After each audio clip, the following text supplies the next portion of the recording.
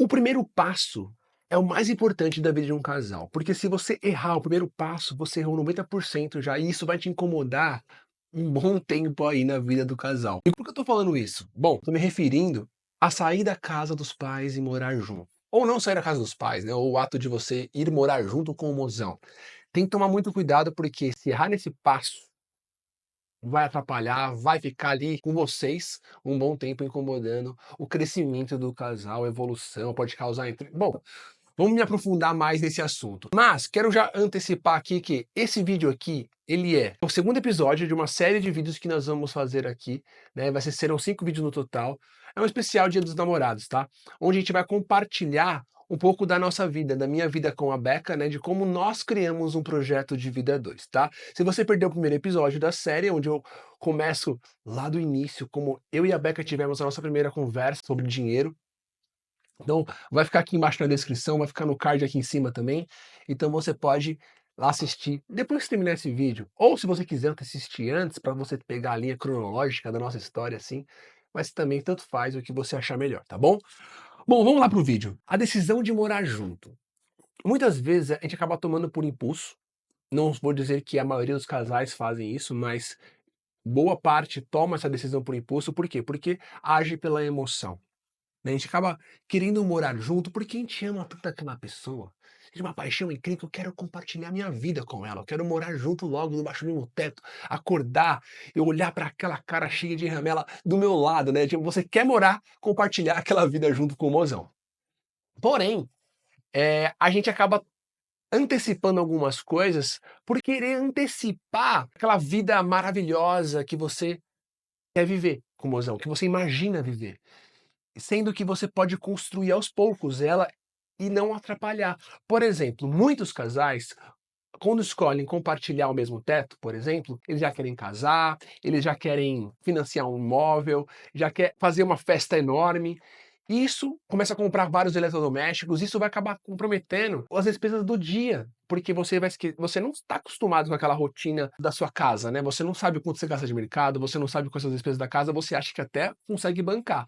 Mas uma prestação, né, a prestação do carro, às vezes, a prestação da casa, né, e você ainda tem outras coisas, como por exemplo, festa para pagar, você tem ainda casamento para você pagar, que é caro o casamento. Então tem muitas despesas que acumulam no início de vida que acabam atrapalhando o crescimento do casal. Não estou dizendo que você não tem que casar, não estou dizendo que você não tem que ter sua casa própria, não é isso, tá? Mas tem momento certo para fazer isso.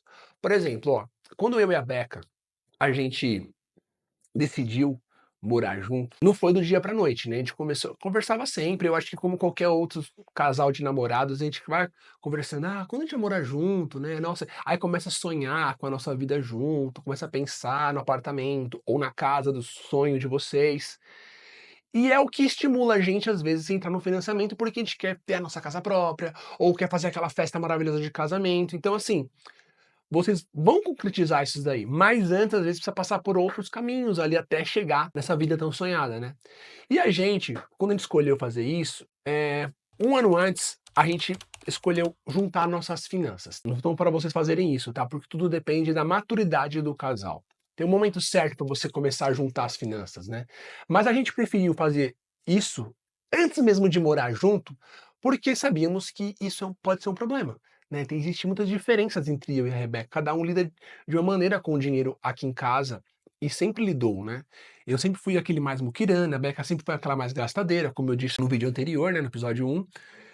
Mas isso a gente foi tendo que trabalhar essas diferenças desde o início, porque a gente sabia que quando a gente fosse morar junto, a gente ia ter que lidar com outros problemas que também somos diferentes, né? Aquela louça que a pessoa, um tá acostumado a cozinhar e lavar a louça, o outro tá acostumado a almoçar, né, cozinhar e lavar só a louça no final do dia, né? Cada um tem os seus hábitos, suas rotinas, os seus incômodos, né, suas manias. Então, lidar com isso, com a toalha jogada em cima da cama, né, a toalha molhada lá, você rala do banho, deixa lá, a roupa jogada, cada um tem suas manias que foram criadas antes mesmo de morar junto. E a gente precisa se adequar. Isso faz parte de qualquer relacionamento, a gente vai se acostumando, vai convivendo ali, é convivência. E a gente quis antecipar o problema finanças, né? Porque também é um problema quando a gente lida com diferenças, cada um se comporta de uma maneira ali. Então, velho, vamos antecipar? Vamos começar antes porque a gente já começa a lidar com isso daí, né. Aconteceu que a gente teve alguns problemas, com certeza, porque a gente lidava de forma diferente, né. Só que antes de morar junto, então acho que 1 mês antes de morar junto, né, aliás, aconteceu que eu estava tendo alguns problemas no trabalho. Eu acho que até contei essa história em algum vídeo meu aqui do canal, mas a gente estava tendo um problema no trabalho onde eu trabalhava, era um banco onde eu trabalhava, estava muito estressante, estava tendo algumas crises, né, de ansiedade e tudo, não conseguia manter esse meu emprego por conta do estresse mesmo, e a minha infelicidade, né, então assim, a Beca pegou e falou assim: "Vamos segurar as pontas, né, eu seguro as pontas aqui e você pode pedir demissão". E isso há 1 mês de mudar. E já estava acontecendo alguns problemas com relação a juntar as finanças nesse meio caminho, né, quando eu comecei a sentir esse estresse em casa. Mas a opção de juntar tudo possibilitou de um respaldar o outro numa decisão dessa, né. E a gente foi vendo que tinha muito mais vantagem do que desvantagem. E foi criando algumas armadilhas ali para a gente conseguir se convencer que aquilo ali poderia ser importante. E aquilo que incomodava a gente, por exemplo, a nossa individualidade, né, o poder de gastar com coisas pessoais ali, ter aquela liberdade de gastar com o que quiser, individualmente, poderia manter. Então a gente foi criando algumas coisinhas, foi daí que surgiu a mesada em casal, foi surgindo algumas outras coisinhas, de colocar nossas vontades pessoais também, se preocupar com as nossas vontades do casal, né, criar um plano em comum ali. Então a gente foi criando algumas armadilhas para a gente conseguir armadilhas, né, para a gente conseguir moldar e criar nossas próprias regras, né. Porque assim, convenhamos, não dá para a gente se encaixar em regrinhas padrões, né, aquelas regrinhas que você vê por aí de: "Ah, vai organizar suas finanças, coloca lá o seu orçamento e separa por 50, 20, 30", onde 50% da sua renda vai para despesas essenciais, 20% vai para as despesas não essenciais e os outros 30% você guarda. Bom, primeiro, não dá para se encaixar nisso. 30% é muito alto para começar a se organizar. 20% para despesas não essenciais? Como que existem despesas não essenciais no nosso orçamento? Se é não essencial, a gente tem que cortar, né? Só tem despesa essencial. Então, assim, tem vários probleminhas com essas regras. E cada um tem a sua família, seu tipo de família. Tem pessoa que tem que bancar os pais por um tempo financeiramente porque o pai está passando por uma necessidade. Tem família que tem filho, tem que não tem filho, tem que ter enteado, aquela que não tem enteado. Então, cada família é de um jeito e não dá para se encaixar. A gente precisa criar nossas próprias regras, sabe? Então foi aí que a gente começou a criar nossas próprias regras. Então, nesse meio tempo, conversando durante 1 ano ali, tomando essas decisões, a gente foi criando nossas regrinhas, criando a nossa mesada, trabalhando a questão da individualidade, né?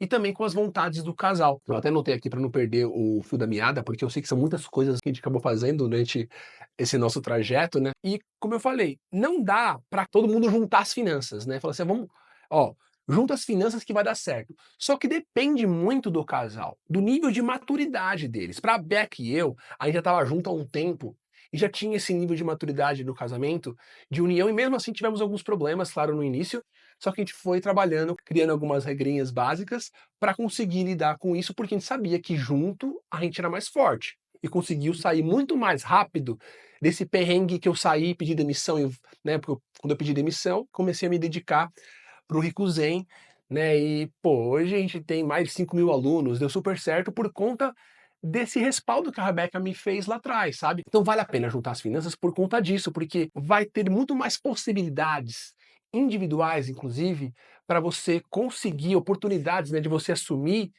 quando você juntou as finanças. Quando você tem que arcar com as suas próprias vontades ali, você precisa fazer um planejamento individual muito sólido para conseguir ter essa liberdade, para conseguir crescer individualmente, né. Puta, eu não posso, agora, como não tem vida as finanças juntas, né, eu não posso abrir mão da minha parte, porque se eu abrir mão da minha parte aqui no orçamento familiar, a Beca não vai conseguir bancar sozinha a casa, né, ela não se preparou para isso, e tal. Por isso que tem que envolver um planejamento em comum ali, onde você compartilhe com o mozão as suas vontades também, falando assim: "Ó, tô passando um perrengue". Aí a Beca assumiu a bronca por um tempo, não tem problema nenhum. Hoje a gente é muito mais forte com a nossa renda familiar por conta desse passo lá atrás, tá. Mas não é todo mundo que consegue fazer isso, eu sei disso, né. Por quê? Porque depende do nível de maturidade, né. Cada família é de um jeito. Por quê? Cada pessoa é de um jeito, né. Então eu lido com dinheiro na minha casa, porque eu vi meus pais lidando com dinheiro daquela forma. Eu cresci daquela forma, né? E a Beca de outra forma. Então a gente vai encontrando as nossas próprias regras. O que eu aconselho é que se você não vai juntar as finanças logo de cara, porque tá tendo alguma dificuldade, né? Ainda tem um pouquinho de egoísmo, tudo, porque ainda falta maturidade. Aí vem um modelo de planejamento que vocês podem começar, que é o de proporcionalidade. Não dá para dividir as despesas meio a meio, tá? Vamos morar junto, vamos dividir as despesas meio a meio. Aquele que ganha menos sempre vai se lascar, tá? Porque sempre vai ter menos para aqueles gastos pessoais. Um dividir as despesas meio a meio, poxa, aquele ganha menos vai ter pouquinho para gastar com coisa pessoal. E ao longo do tempo, isso vai fazer mal porque um vai ficar vivendo experiências e o outro não. Na proporcionalidade, aquele que ganha mais vai bancar mais parte da casa. E aquele que ganha menos, logicamente, banca menos. E isso faz com que nenhum dos dois tenha mais experiências, mais benefícios individuais do que o outro. E é justo. É justo, porque, poxa, dá para vocês conseguirem manter um estilo de vida muito mais proporcional ali um do outro. Pensando no longo prazo, isso funciona. Porém, não adianta, meu povo. No longo prazo mesmo, as finanças juntam, querendo vocês ou não, tá? Vai acontecer quando tiver filho e tal. E quando vocês começarem a sonhar cada vez mais junto, ter um propósito junto ali, é natural, as coisas vão se alinhar, né? Vocês não tem motivo para vocês manterem as coisas proporcional ou por responsabilidade, né? Porque muitos casais que eu conheço acham que não tá junto as finanças, mas acabaram tá estando junto porque você cuida da mensalidade da escola dos nossos filhos e eu cuido do aluguel de casa. Eu cuido do mercado dessa vez. Você cuida, paga o cartão de crédito, tal. Isso daí, cada um tem a sua responsabilidade ali. Só que quando um mozão tem dificuldade financeira, o outro vai ter que bancar a situação. Então, assim, no final de tudo isso, vocês estão tudo no mesmo barco, não adianta. Se um afundar, você vai afundar junto. Então você acaba arcando com as despesas do outro também. Então, assim, é mais fácil vocês lidarem logo no início com isso, né? Vai criando um modelo de proporcionalidade, depois vocês podem mudar, tá? Vai mudando aos poucos depois. A ideia é que junte tudo no final das contas, tá? Mas eu sei que depende muito do nível de maturidade. Então não se apegue muito no início, principalmente. Não, o certo é juntar tudo, tal. Não, vai acontecer naturalmente, tá? Depende muito do nível de maturidade e não imponha nada para o mozão, porque isso é um problema também. Porque se o mozão não tá pronto ainda, vai causar BO, vai ter treta, barulho e confusão e a gente não quer isso, né? Então, vai aos poucos e comece com esse modelo de proporcionalidade que é super justo. O que não é justo é meio a meio, tá? Isso não dá. Deixa eu ver o que tá faltando agora aqui que eu tô falando, que eu acho que a gente vai falando aqui e eu vou esquecendo, né? Uma sugestão que eu vou dar pra vocês, que aconteceu com a gente, né? Quando a gente mudou logo de cara, a gente escolheu viver uma vida mais enxuta dentro de casa e mais generosa nos finais de semana. Por que que acontece normalmente? Além das pessoas quererem viver uma vida intensa logo de cara, de casamento, comprar vários eletrodomésticos, financiar o imóvel, ela acha que vai continuar vivendo as experiências que viviam quanto namorados, né? Ou ela até concorda e fala assim: não, vamos sair menos, que dá pra pagar o nosso financiamento. Se a gente parar de sair no final de semana, a gente consegue pagar o nosso financiamento.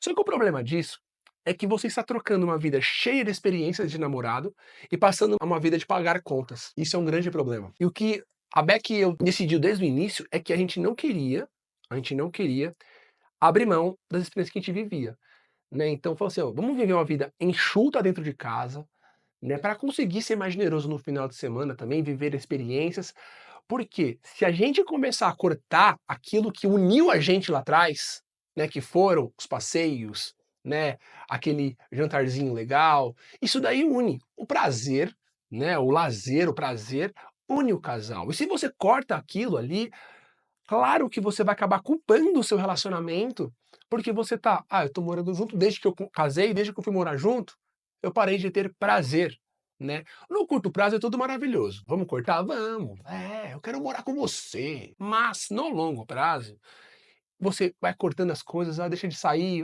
vai falando não para os amigos, porque não dá para gastar, eu tenho que pagar o financiamento, eu tenho que pagar tal coisa. Então, por isso que eu falo, no começo, a melhor ideia é não entrar de cara num financiamento. Ainda não. Não é um test drive isso, mas na verdade vocês estão se adequando ainda a um mundo novo, né, vocês estão se adequando a um orçamento novo. É claro que vocês têm que pensar em um financiamento depois, né, de ter uma casa própria, mas analisa se é ali mesmo onde vocês vão criar raízes, porque o financiamento é criar raízes ali por muito tempo. Analisa se essa casa aqui é legal, faz um teste mesmo na casa, um test drive, né, pode testar. Veja se essa casa que vocês querem, essa vida que vocês querem, porque vocês podem deixar de viver muitas experiências por conta de um financiamento ali, que você foi no impulso, sabe. E não só financiamento, a festa de casamento também. Vocês podem casar mais pra frente, vocês podem fazer festas mais pra frente, né, e isso vai tudo em cada degrauzinho, né, você vai subindo cada degrau e vai conseguindo crescer. Aqui em casa a gente foi morar junto, né, a gente combinou, juntou as finanças um ano antes de morar junto, fomos morar junto, pedi a Beca em casamento, no mesmo dia, no mesmo dia que a gente foi morar junto, eu pedi a Beca em casamento, a gente esperou, pra casar mais 2 anos. Então só depois de 2 anos morando junto a gente casou. E até foi estratégico, que eu até sugiro pra vocês, porque 2 anos é ótimo pra conseguir se planejar. Porque festa de casamento é caro, né, aí vocês começam a ver em que estilo vocês querem um casamento, tal. Tudo isso vocês começam a planejar a partir de um passo alcançado, né.